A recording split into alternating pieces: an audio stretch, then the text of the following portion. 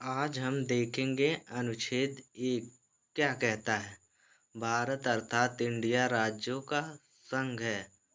India that is Bharat shall be a union of state, अर्थात इसके राज्य कभी टूटकर अलग नहीं हो सकते हैं। एक बार फिर से हम रिपीट करेंगे। अनुच्छेद 1, भारत अर्थात इंडिया राज्यों का संघ है। India that is Bharat shall be a union of state, अर्थात इसके राज्य कभी टूटकर अलग नहीं हो सकते हैं।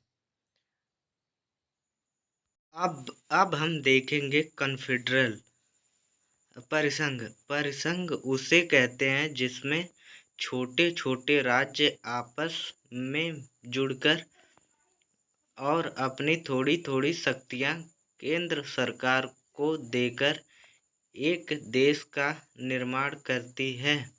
परिसंघ बहुत ही कमजोर होता है। इससे कोई भी देश आसानी से अलग हो सकता है। फेडरल क्या होता है? राज्य मिलकर एक देश का निर्माण करते हैं और हर राज्य अपनी कुछ शक्तियां देश को दे देते हैं और देश को कहते हैं कि आप इन शक्तियों का प्रयोग करें। इससे भी कोई भी राज्य अलग हो सकता है। यूनियन, इसके राज्य कभी अलग नहीं हो सकते हैं। अमेरिका एक फेडरेशन है और भारत एक यूनियन है। अनुच्छेद 2 क्या कहता है? सांसद को यह अधिकार है कि भारत के बाहर कोई देश है तो उसे भारत में मिला सकता है, या किसी देश का कोई टुकड़ा है जो भारत में मिलना चाहता है उसे मिला सकते हैं। यानी अनुच्छेद 2 कहता है कि सांसद राष्ट्रपति के पूर्व अनुमति या सूचना पर किसी विदेशी राज्य को भारत में मिला सकती है, जैसे सिक्किम।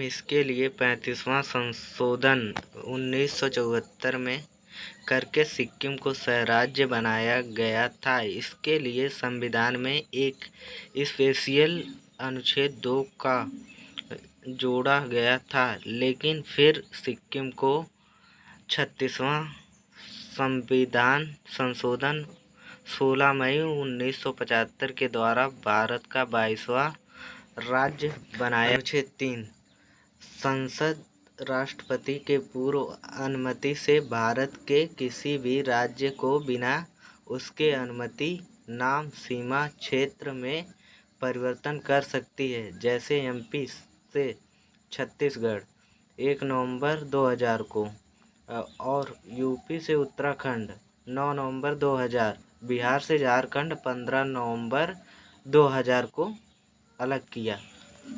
अनुच्छेद 4, जब संसद अनुच्छेद 2 का प्रयोग करेगी यानी किसी विदेशी राज्य को मिलाएगी, या अनुच्छेद 3 का प्रयोग करेगी यानी किसी राज्य को तोड़ेगी, तो उसके लिए राष्ट्रपति से किसी विशेष अनुमति की ज़रूरत नहीं है, क्योंकि इसे अनुच्छेद 368 के बाहर रखा गया है, जिसको अनुच्छेद 368 में रख दिया जाता है, जिसमें राष्ट्रपति का हस्ताक्षर जरूरी है।